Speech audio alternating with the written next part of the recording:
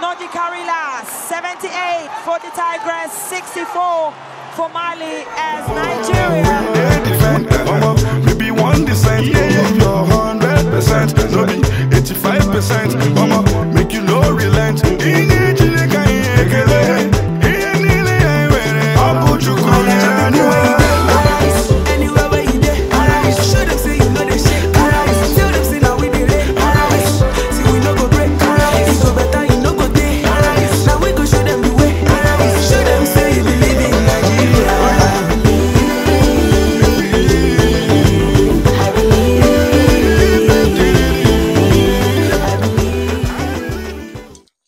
Nigeria, great nation, our own dear motherland.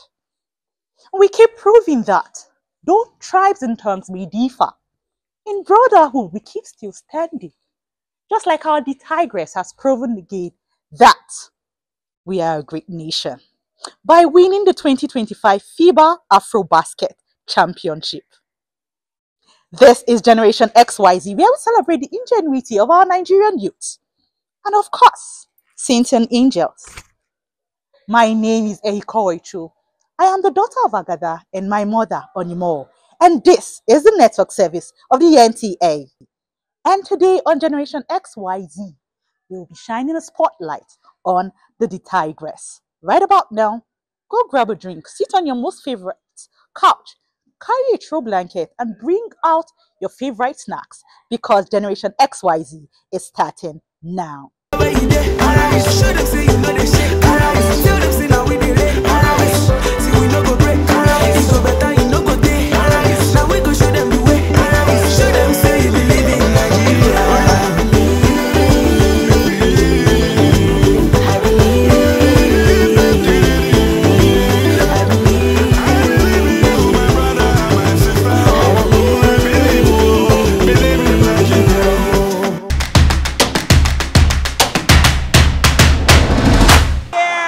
Nigeria's women's basketball team, the Tigress, making history in Côte d'Ivoire as the first and only team to win the Afrobasket Women's Championship 5 times in a row and the 7th title overall.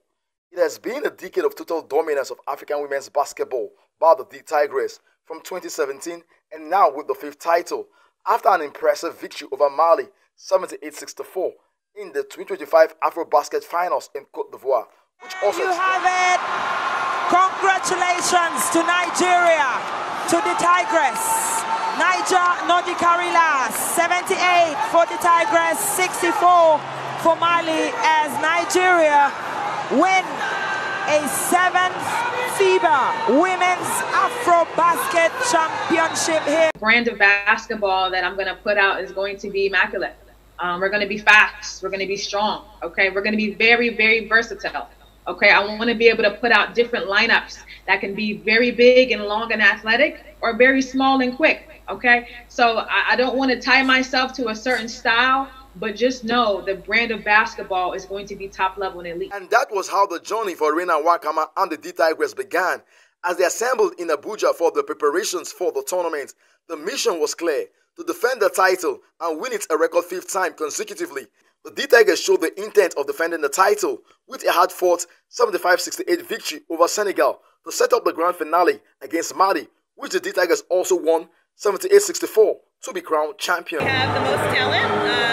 Our team has been together for a long time and we just have that fighting spirit. So yes, I expected us to defend our title. Nigeria as a country can always come up with as much as 5 national teams. So in my opinion, this might just be our 2nd best team. So, but going to the world, we're set to dominate. Big credit to the girls. Big credit to everyone who has made this possible. With the victory, the Tigress have also secured the ticket for the World Championship in Germany next year.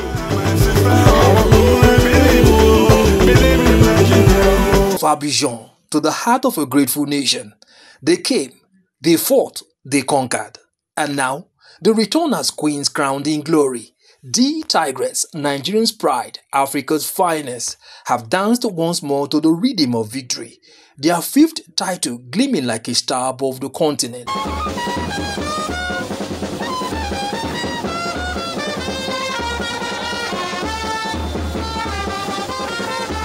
we keep going higher. World Cup, back to the Olympics, we keep going higher. But big thank you to NEC Chairman Diko, big thank you to Tinubu. You guys sent almost 11 officials to our game. That's what's important. We need support from our officials, we need support from our government, we need support from everybody, so thank you. It feels amazing to be able to represent my country. The Senegal game was probably our toughest because they got up so late into the game and we had to find the mental toughness to fight ourselves back into the game and get over the hump and take the lead. The expectation is to continue moving forward. I mean, what God cannot do does not exist, so we just want to keep moving forward, continue to be Team Nigeria, make new additions to the team, just continue to be great and see what comes of it. And as the sun rose over Abuja, the gates of the Nnamdi Azikiwe International Airport flung open to receive champions, not just of sport, but of spirit. Mission V is no longer a dream. It is history written in sweat, strength, and sisterhood.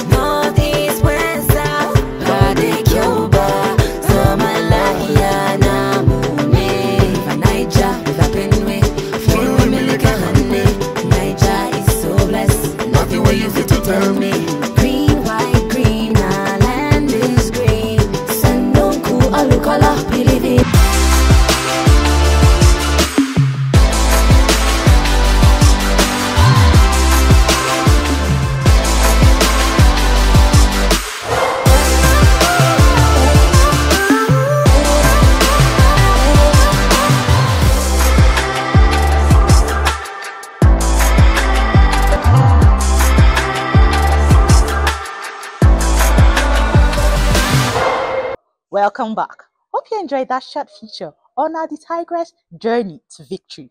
I mean, we were already losing from the first quarter. But Nigeria, like they say, Nigeria will carry last. We came in last minute and clinched that championship. Away from the Tigeress, let's now go into artificial intelligence. But before that, it is my utmost pleasure to tell you that the king is back. I don't know who you think I'm talking about, but I hope you guess correct. And if you must do so, please can you put it on our social media platforms right about now. Anywho, the king is here. Take a listen. Save me from myself. Hey, I know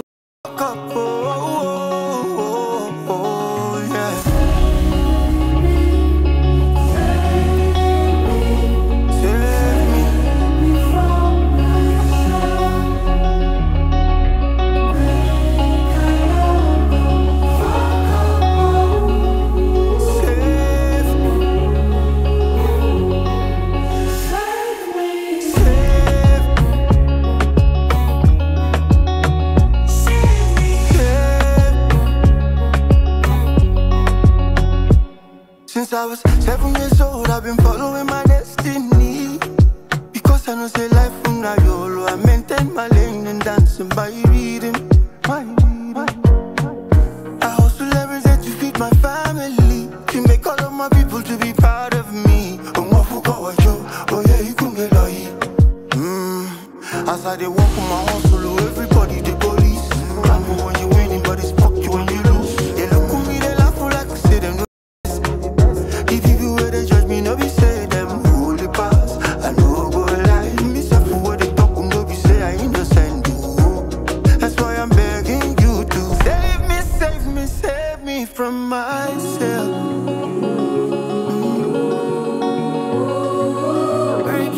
I know.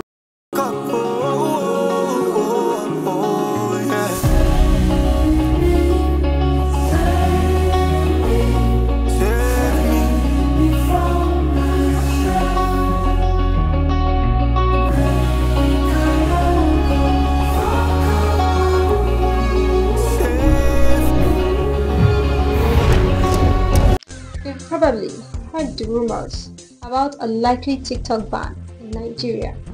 The ban of TikTok, I have my pros and cons on why it should be banned and why it should not be banned. Banning it is not really the really solution because it promotes people's business. Globally, there is a noticeable trend of countries placing restrictions or an outright ban on the digital platform. I also recently deleted the app, and I'll tell you why.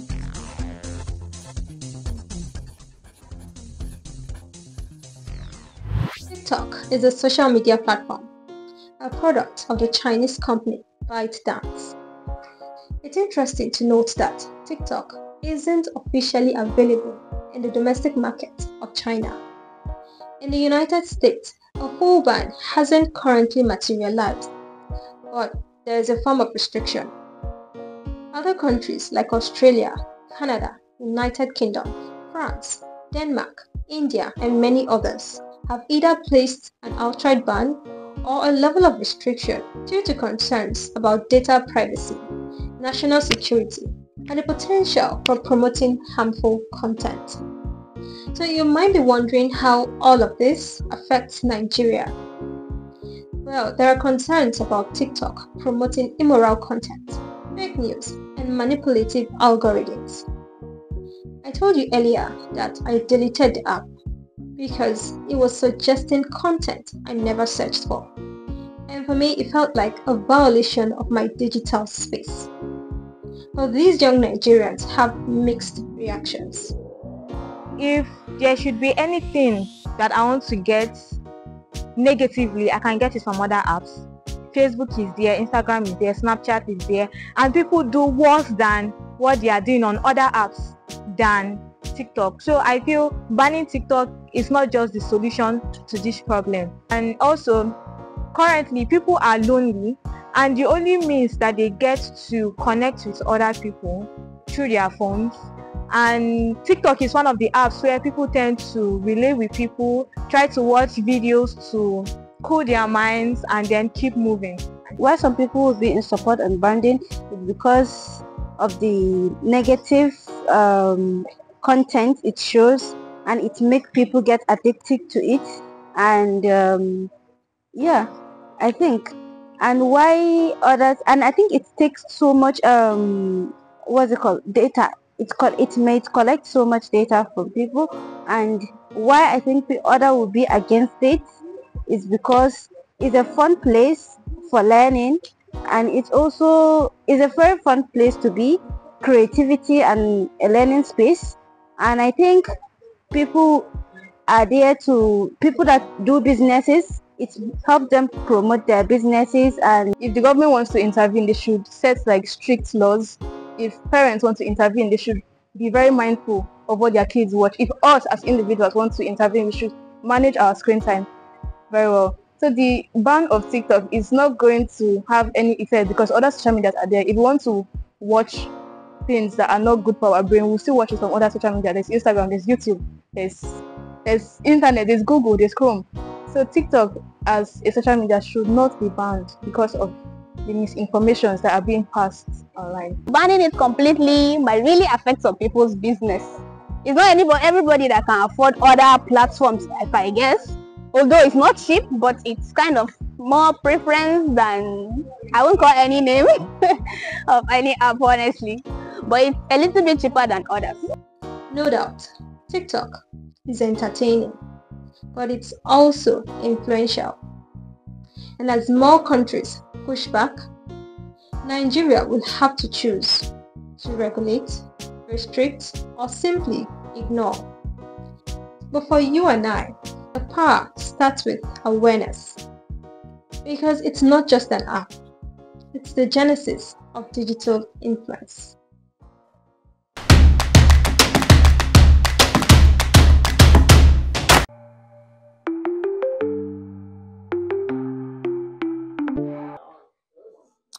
Welcome back. Thank you for still staying tuned to the program Generation XYZ, coming to you straight from the network service of the NTA. Now, away from artificial intelligence, let's talk about something that gets our young Nigerians going. I'm talking about our favorite segment, Understanding the Gen Zs. And today, still in line with celebrating the successes of our Nigerian youths. On our Understanding the Gen Z segment today, our panel will be talking about the rise to stardom of two artists who are popular amongst the Gen Zs, talking about Rema and Arya Star.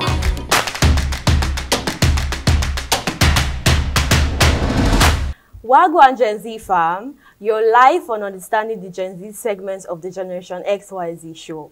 Your weekly plug into everything bold, fresh, and buzzing from the youth side of life. Today, we're diving into Gen Z royalty, two artists that went from regular teens to global superstars. You guessed right, Arya Star and Rema. This is your host again, Oluwakbelumi Abiodun, but you can call me Lumi. I'm not here alone, of course. My favorite colleagues are in the studio as usual. We also have a guest with us, a versatile videographer, one of the best photographers in the city right now, and the creative director of the Alpha Made brand, which is all about things, content creation, brand storytelling, top-notch videography and photography. His name is Joseph Ojoburo, but he prefers to go by the name Alpha. Just in case you're wondering why he's here, he shoots music videos. Alpha, it's a pleasure to have you here on the show. Yeah, thank you so much. It's nice to be here. Ezekiel and Tanu, are you guys ready? Yeah, we are ready. All right, let's go. So, now let's vibe into their journeys and ask some real questions about how they blew up the scene. Okay. So before I start bombarding our guests with questions, Tanu, let me ask you. Arya Star started posting song covers online. What made her style and sound good enough for Maven to get attracted, or what got the attention of Maven Records to sign her into the record label? I would say from my own perspective, she wasn't just singing R&B or Afrobeat. She was blending them. From her first song to her last song, she was blending both Alte, hip-hop, Afrobeat and R&B together. So I think that's her uniqueness in her own music career. Okay. Over to Alpha. Her debut EP dropped when she was just 18. How do you think that early start affected her growth? Yeah, I think it affected her in a positive way because, she had time to build, time to experiment, time to, learn from, different people in the industry.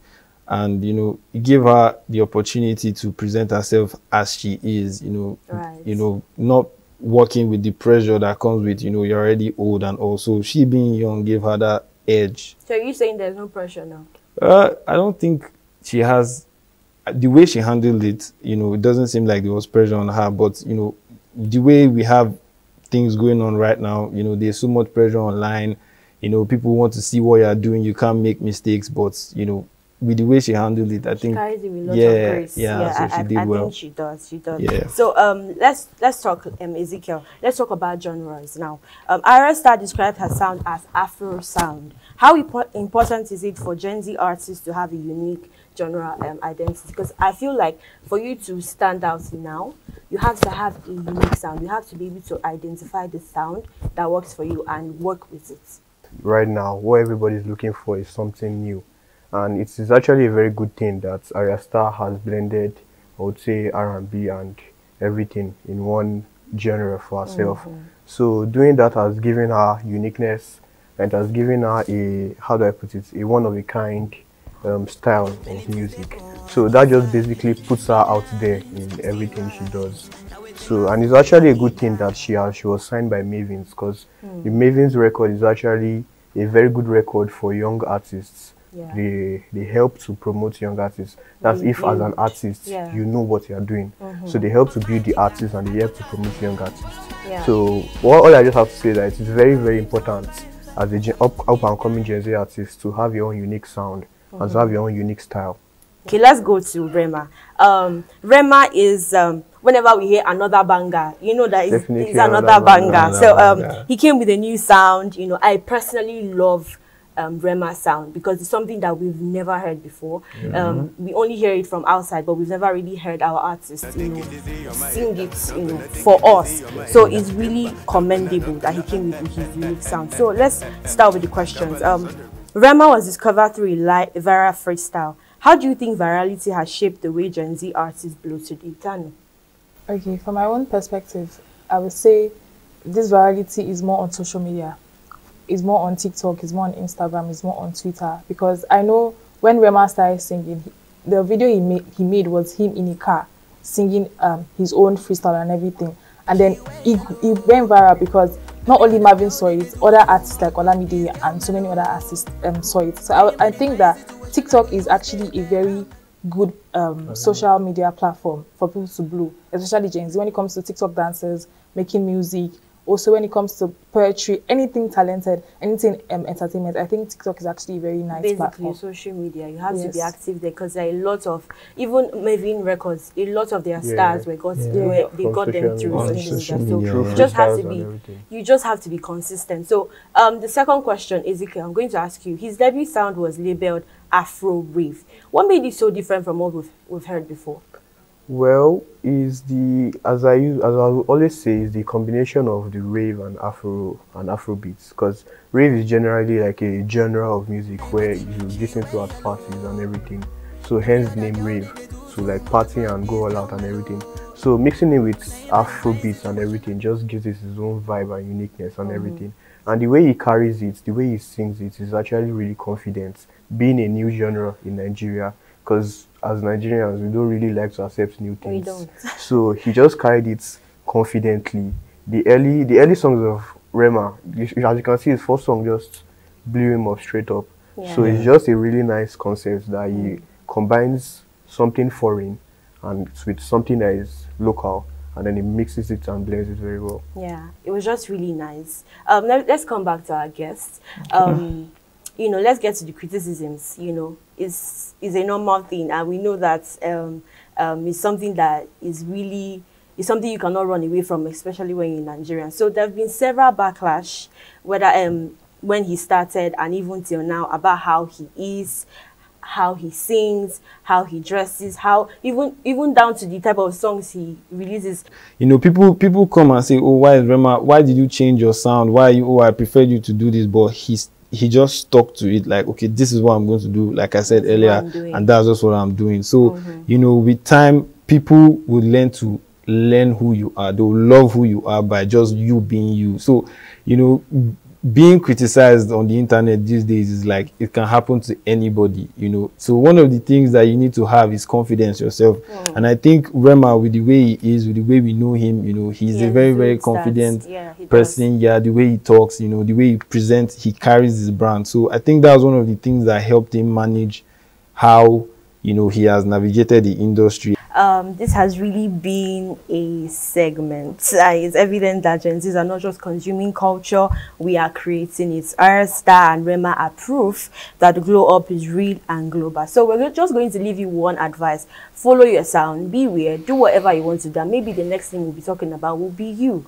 Thanks, Alpha, for coming on the show. It was really, really, really good. Nice to have you here. And to my colleagues, Unano they disappoint. To our viewers, we hope to catch you next time on Understanding the Gen Z segment, where Gen Z talks and the world listens. Peace out.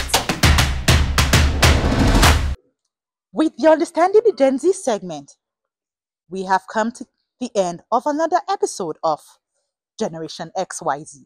I do hope you are entertained, enlightened, and I also hope you are proud, because you know now, we shone light on the Tigeress. Now, I do hope you come back again next week on this same station, where we bring to you nothing but the best. Before you go, it is important that you remember my name. If they ask you, tell them that my name is Ehikowechu. I am the daughter of Agada, and my mother, Onimo. Come back again next week. Bye for now.